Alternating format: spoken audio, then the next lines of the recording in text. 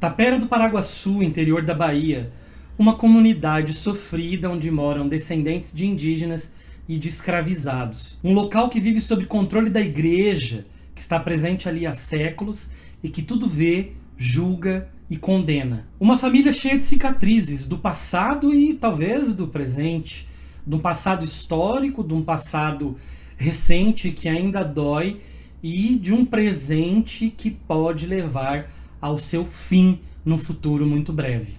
A resenha de hoje é sobre Salvar o Fogo, livro do Itamar Vieira Júnior, que saiu agora em 2023 pela Todavia. É sobre ele que nós vamos falar hoje, depois da vinheta.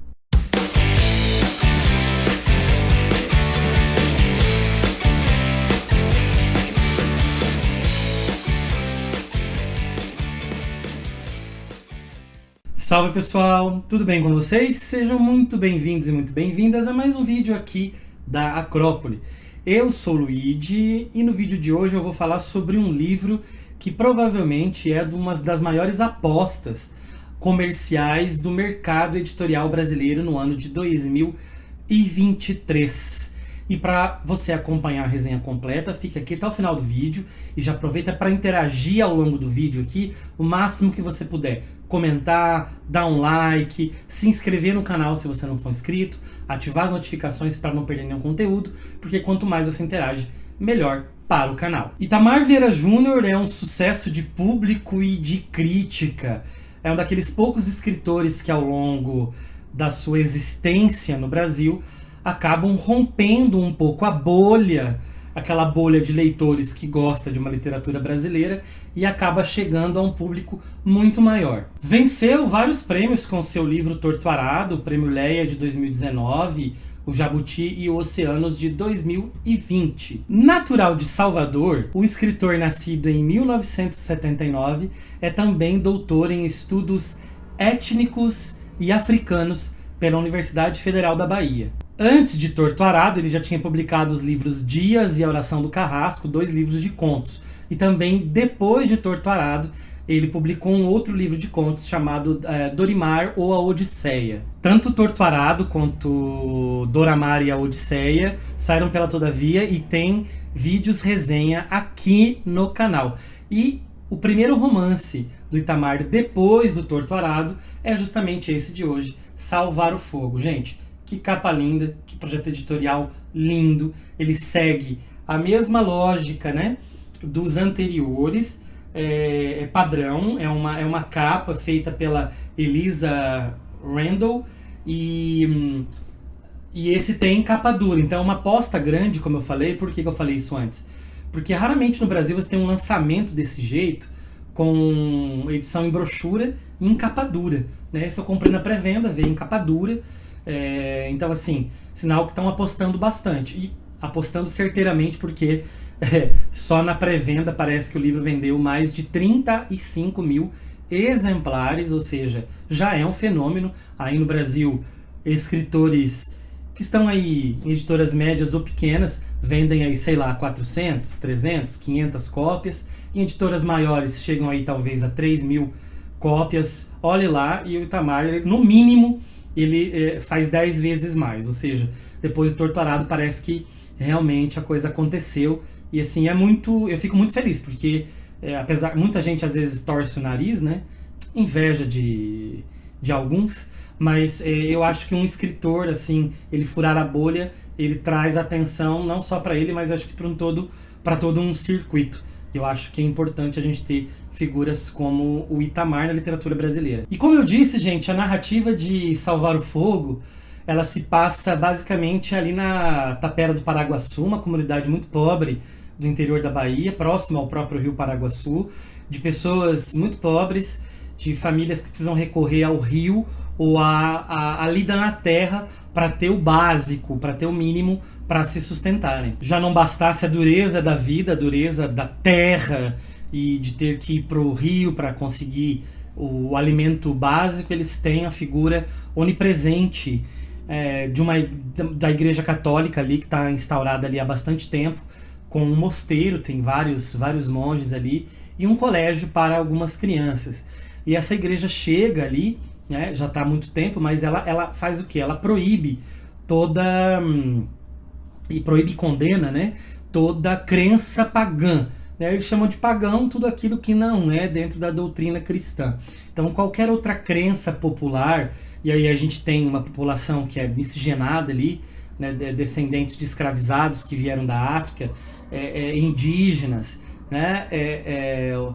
Então, assim, são pessoas que têm crenças muito populares e muito mescladas. Então, imagina como é viver numa comunidade que a mão da igreja pesa tanto em que nem as suas crenças lá que você não pode fazer no dia a dia, porque você tem que seguir as regras da igreja. E não é porque a igreja toda hora está ali vendo o que está fazendo, é porque ela convence de tal modo que os outros vão começar a condenar você. Tanto que tem uma personagem aqui que é chamada de bruxa o tempo todo, porque ela parece flertar com coisas sobrenaturais que não dizem respeito aos dogmas católicos. O foco narrativo, pessoal, muda ao longo dessas 4 grandes partes em que o livro é dividido. Na primeira, que se chama A Vingança Tupinambá, o foco narrativo, o narrador, nós temos o menino, ele é chamado de menino, o nome dele é Moisés. É interessante que o nome dele não é dito de logo, assim, no começo. Nós vamos saber que ele chama Moisés muito mais pra frente. E é o menino aqui que eu imagino que seja o menino da capa. Tá? Então, e aqui está justamente a narradora da segunda parte, né? Que é a irmã dele, a Luzia. Vou colocar entre essa irmã com um asterisco, como eu não posso adentrar muito em relação a isso.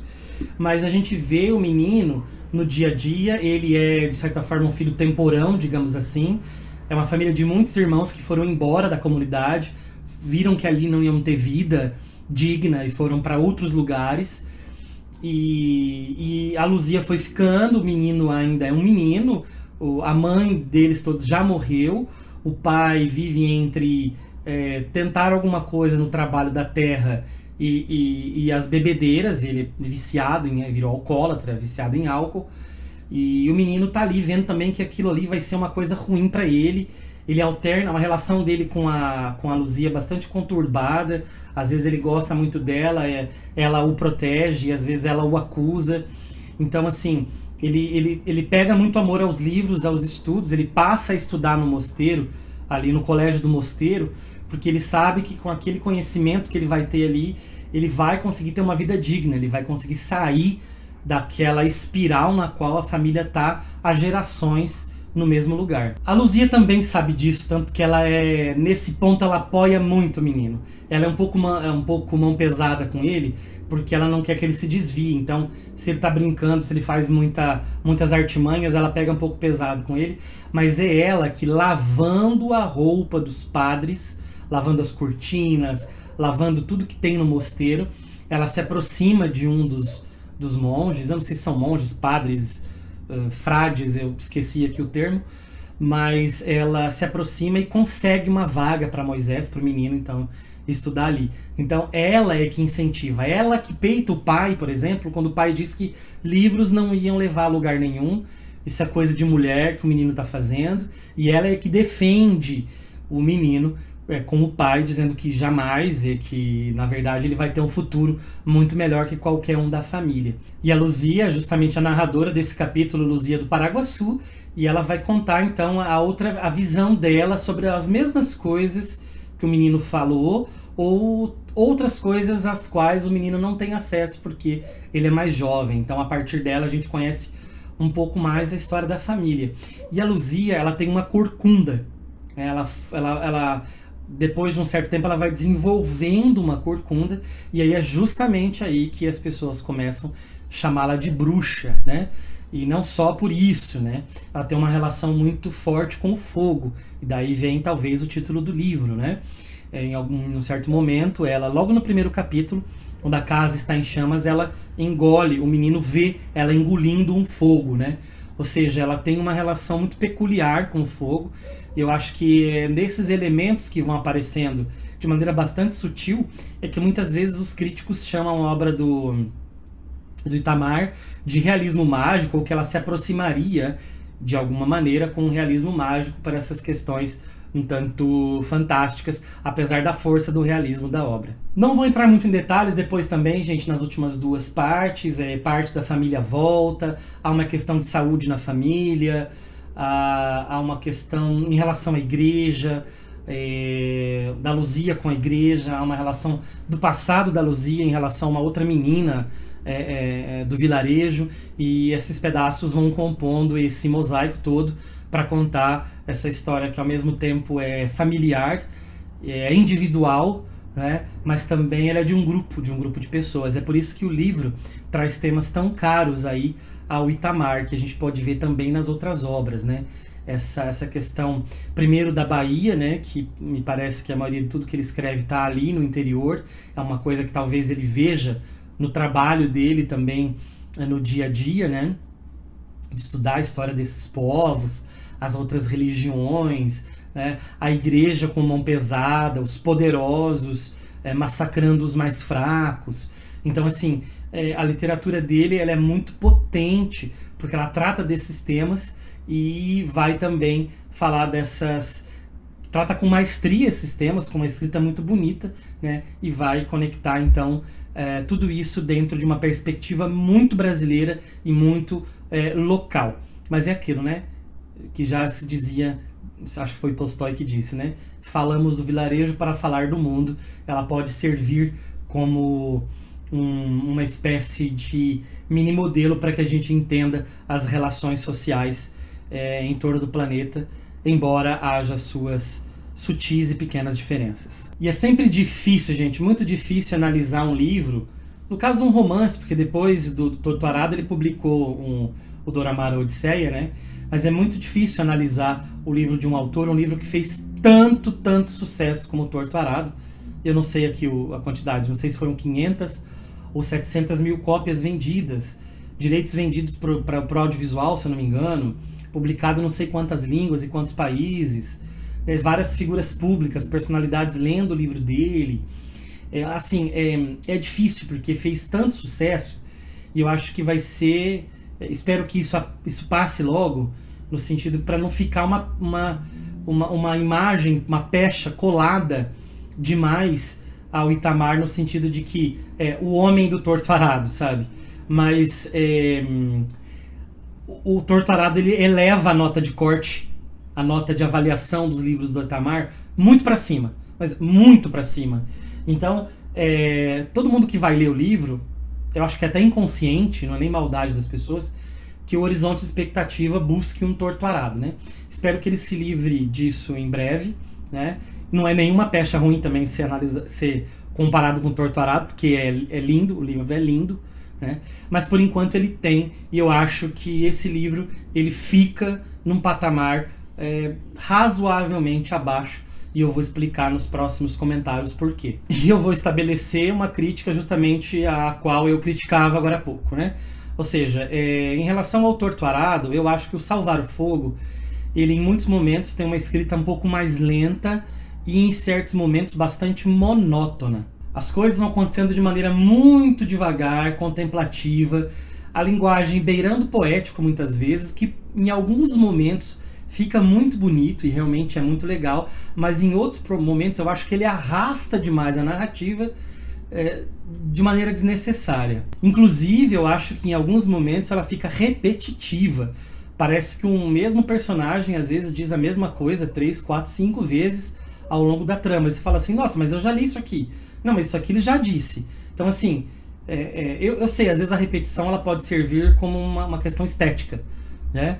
E sobretudo aqui que está falando de vozes abafadas historicamente, a repetição talvez faz com que haja um autoconvencimento, né? Mas eu acho que chega um momento que fica um pouco carregado e repetitivo demais. Algumas cenas, inclusive, eu acho que são desnecessárias para a narrativa. Por exemplo, quando uma das irmãs volta, elas passam muitos capítulos, muitas páginas, conversando e rememorando coisas antigas e falando sobre coisas que talvez a gente, inclusive, já saiba. Não traz nada de muito novo, ou se traz algo de novo, leva muito tempo para contar aquilo, sendo que poderia ser contado de maneira um pouco mais dinâmica, um pouco mais rápida. Então, também, assim, né, já não sou leitor não sou nem o editor, nem o escritor do livro, longe disso, né? mas eu acho que, por mim, eu cortaria vários momentos da narrativa aqui. Também acho que o excesso de personagens atrapalha um pouco, no sentido que eles não são bem desenvolvidos. No Torturado também há vários personagens, mas o núcleo central ali, ele é um núcleo bastante bem desenvolvido, não só das irmãs, mas também de algumas outras pessoas que estão ali no entorno, né, das duas. Aqui eu acho que a Luzia é bem desenvolvida, o menino até certo ponto, a irmã que vem de longe, acho que é Marinha, e os outros são mais en passant, e o menino eu acho que chega um momento que ele é abandonado. Eu acho assim que largou-se ele e não retomou, não deu um desfecho. Ele aparece num outro momento, mas assim, o menino tá ali, de repente ele ficou, a Deus dará. Mas vamos pros pontos positivos, que também nós temos muitos, gente. A Luzia, pra mim, é evidente, eu acho que é isso mesmo, essa foi a intenção, é a grande estrela do livro. Que personagem incrível, que personagem bem feita. É uma personagem com a qual a gente ri, chora, que a gente torce, que a gente sofre pela situação que ela vive. Então, assim, a gente estabelece um laço muito forte com a Luzia e assim, eu tenho a impressão de que eu já vi Luzias da minha vida.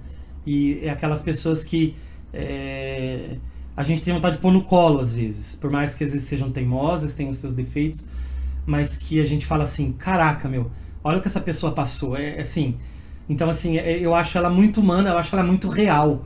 Eu acho que ela explode dentro de um livro que tem ali os seus problemas, como eu falei, mas ela é a rainha total aqui da coisa toda. Eu acho que, inclusive, que a Luzia é uma alegoria da brasileira, né? É uma alegoria do Brasil ali, digamos assim.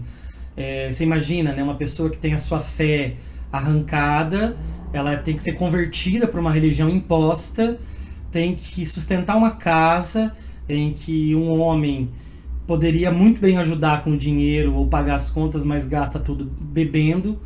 Ela tem que ficar responsável por uma criança, todo mundo abandona, e ela tá ali no dia a dia, na lida, tem que enfrentar pessoas depois, que eu não posso falar muito, mas ela tem que enfrentar alguns homens de maneira até quase física. Então, assim, dá pra dizer que o Brasil é cheio de Luzias. E essa corcunda, né, gente, que sai ali nela, pra mim é uma representação do peso que ela carrega, né? Aquilo se transforma, inclusive, fisicamente. Todo esse peso metafórico, essa dificuldade se transforma num calombo nas costas. Gente, eu fiquei empolgadaço no momento aqui, porque ele faz uma conexão com o Torturado. Não vão esperando, né, os personagens aqui invadirem em peso o Salvar o Fogo.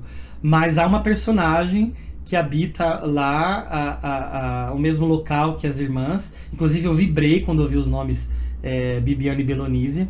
Essa personagem está lá, a gente não sabe, né, em Torturado a gente não sabe disso, mas ela é uma pessoa da família da Luzia e do menino, e ela vem de volta para Tapera do Paraguaçu, e é muito legal essa conexão, né? E isso, eu não sei se o autor vai explorar isso para frente, mas eu acho que isso é um baita trunfo, já que ele trabalha basicamente, entre aspas, tá? Mas ele trabalha quase sempre em torno desses temas. Os locais são muito parecidos, as situações são mais ou menos parecidas. Esses personagens migrarem de um livro para o outro é fantástico, porque você cria um universo. Mesmo que de maneira indireta, ele conectar esses personagens vai criar um universo Itamar Vieira Júnior. E isso é muito interessante, porque pouca gente faz isso, né? No Brasil, quem faz muito bem é a Ana Paula Maia.